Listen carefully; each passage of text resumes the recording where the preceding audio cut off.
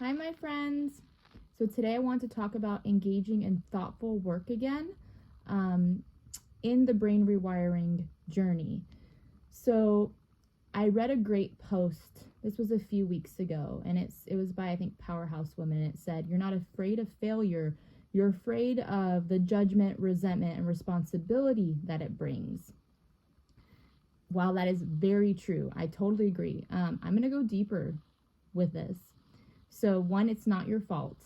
And it's not necessarily that you are afraid.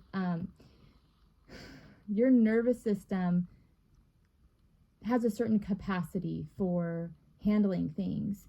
And when you are on the brain rewiring journey and regulating your nervous system, it needs to be able to hold the capacity and be able to hold the feelings of, am I going to be judged? Am I going to fail? Am I going to look dumb in front of other people? And really it's going to be, am I going to be able to look dumb in front of myself? Am I going to be able to handle the failure in front of myself? Can I handle that again? Because somewhere along the journey, you couldn't fail. If you failed, you didn't survive. This was your self-protective mechanism of survival. So your nervous system needs to have that capacity to handle those very big feelings of, can I do this and face myself if something doesn't work out? And I'm not saying that it's not going to work out.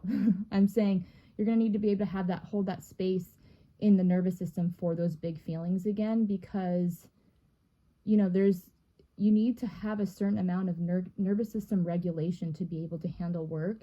And when I started working again, and this is, recently, if I hadn't built up a certain capacity, and if I hadn't, in my nervous system, and if I hadn't handled those feelings yet of self-worth, rejection, performance, striving, then I wouldn't be able to work. It would just be overwhelming to my system. So, and also another thing I want to mention, you can't have productive work without the play part and the joy. Before you even engage in work, I would make sure, hey, am I playing enough? Am I seeking joy? Do I have those things that really fill my cup on a daily basis? Because if I don't, it's not going to balance. The work won't, it's not going to balance out. So you need to balance out productive work with play. You need to have those dose chemicals, the dopamine, oxytocin, serotonin, the endorphins, to balance out the stress, because it will be stressful. Even if work is productive and fun, it brings on a whole other element of stress and uncertainty. Your nervous system is going to need to have to handle the uncertainty that comes with working again, and it brings up a lot of old wounding, especially when you start working for yourself. And this I can attest to. So engaging in play is crucial before you get into the workforce. Going straight into your old patterns again, or straight into work. A lot of us are strivers, performers.